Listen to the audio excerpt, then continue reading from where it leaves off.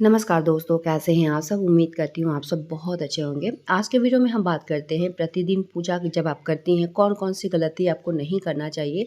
तो कुछ ऐसे 12 नियम हैं जो कि मैं आप लोगों के साथ शेयर करूँगी। तो वीडियो को अच्छे से देखिए। कोई भी सवाल होगा नीचे कमेंट बॉक्स में ज़रूर बताएं। आप चाहें तो मुझे इंस्टाग्राम पे डीएम भी कर सकते हैं।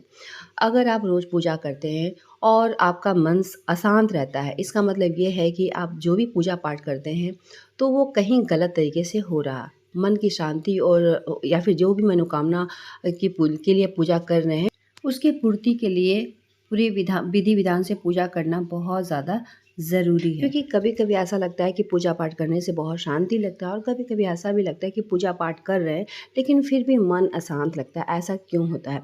इसका मतलब कहीं ना कहीं आपके पूजा में कुछ चूक हो रहा, कुछ भूल हो रहा। तो अच्छे से समझ लें ये 12 नियम जो कि पूजा के दौरान आपको ज़रूर करना चाहिए। शिव जी, गणेश जी और भैरव जी को तुलसी की पत्तियाँ कभी भी नहीं चढ़ाना चाहिए। बहुत सारे लोग जाने अनजाने गणेश जी को भी तुलसी की पत्ती चढ़ा देते हैं, तो ध्यान रखें। शिव परिवार को कभी भी तुलसी की पत्तियाँ नहीं चढ़ाई जाती और साथ में भैरव जी को भी नहीं चढ़ाया जाता है। दूसरी गलती की अगर बात किया जाए कि तुलसी के पत्ता बिना स्नान किए कभी न तोड़े। शास्त्रों में भी ऐसा कहा गया है कि जो भी व्यक्ति बिना स्नान किए हुए तुलसी के पत्ती तोड़ते हैं तो पूजा के समय भगवान भी उसे स्वीकार नहीं करते हैं। तो इन सब बातों का ध्यान और रखें। आपको ध्यान रखना है कि तुलसी की पत्ती जो 11 दिन तक बासी नहीं माना जाता है।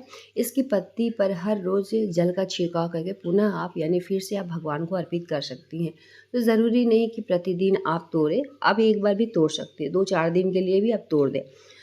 चारवा अगर बात करें यानी चौथा बात किया जाए तो रविवार, एकादशी और द्वादशी, संक्रांति या फिर संध्या के समय यानी शाम के समय भी तुलसी की पत्तियाँ कभी भी ना तोड़े, भूल के भी ना तोड़े। पांचवा जो होता है कि सूर्य देव को शंख के जल से अर्घ्य कभी नहीं देना चाहिए। कुछ ऐसी गलती हो जाती है जो हमें पता ही नहीं चलता, इसीलिए कहा जाता है कि शंख वाले जल से सूर्य देव को अर्घ्य कभी ना दे। दूर्वा एक प्रकार का घास है लेकिन रविवार के दिन दूर्वा नहीं तोड़ना चाहिए, जो कि गणेश जी का प्रिय है। और गणेश जी की पूजा में बुधवार के दिन हम लोग दुर्वा चढ़ाते हैं, लेकिन रविवार के दिन दुर्वा कभी ना तोड़े। बुधवार और रविवार को पीपल वृक्ष में जल अर्पित नहीं करना चाहिए। बहुत सारे लोगों को लगता है कि रविवार को अर्पित नहीं करना चाहिए, लेकिन बुधवार के दिन भी नहीं करना चाहिए। तो इन सब बातों को ध्यान रखें। साथ ही आज के डेट में अगर देखा जाए तो गंगा जल को जो है प्लास्टिक के बोतल में रखा जाता है। जब हम लोग खरीदते हैं तो प्लास्टिक की बोतल में ही खरीदते हैं और रखते भी है घर के में प्लास्टिक के बोतल में ही।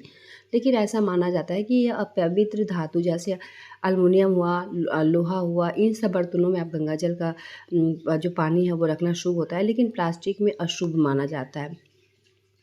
हाँ, साथ ही केतकी का जो फूल होता है वो शिवलिंग पर भूल कर भी आपको कभी नहीं चढ़ाना चाहिए, क्योंकि एक श्राप है जिसकी वजह से ही ऐसा माना गया है कि केतकी का पुष्प जो है वो शिवलिंग पे कभी भी नहीं चढ़ाना चाहिए। साथ ही कोई भी आप पूजा करते हैं और मनोकामना की सफलता के लिए कोई भी प्रार्थना कर रहे हैं तो साथ में आपको दक्षिणा ज़रूर से ज़रूर रखना चाहिए।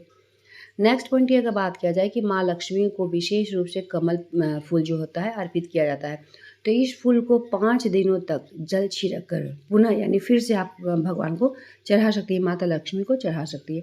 तो छोटी छोटी बातें हैं जो जानना आपको ज़रूरी है। साथ ही घर के मंदिर में सुबह और शाम दीपक अवश्य जलाना चाहिए। एक दीपक घी का और एक दीपक तेल का, यानी 2 दीपक जलाना चाहिए। अगर संभव नहीं है तो एक दीपक जलाएं, लेकिन 2 दीपक अगर जलाती हैं तो बहुत ज़्यादा अच्छा रहता है। तो एक तुलसी माँ के पास जला दें, एक पूजा रूम में जला दें। अगर संभव नहीं तो एक भी आप जलाएं, लेकिन प्रतिदिन आपको ज़रूर से ज़रूर जलाना चाहिए।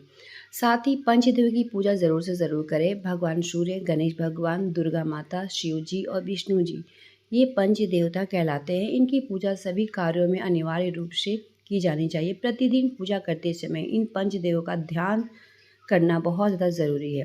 इससे माँ लक्ष्मी की कृपा बनी रहती है और सुख समृद्धि घर में रहता है। तो इन सब बातों का ध्यान रखें। जब भी आप पूजा करती हैं तो प्रतिदिन जितनी भी मैंने पॉइंट बताए आप ज़रूर देखें कि ये सारे पॉइंट में कौन से पॉइंट जो है आप गड़बड़ कर रही हैं। इससे कहीं ना कहीं पूजा में भी अशांति लगता है। तो प्रतिदिन पूजा करने का एक सही तरीका क्या है, हर एक चीज़ के बारे में मैं वीडियोज़ डालती रहती हूँ। कोई भी सवाल होगा नीचे कॉमेंट बॉक्स में ज़रूर बताएं। मिलते हैं एक नए वीडियो के साथ, तब तक के लिए धन्यवाद।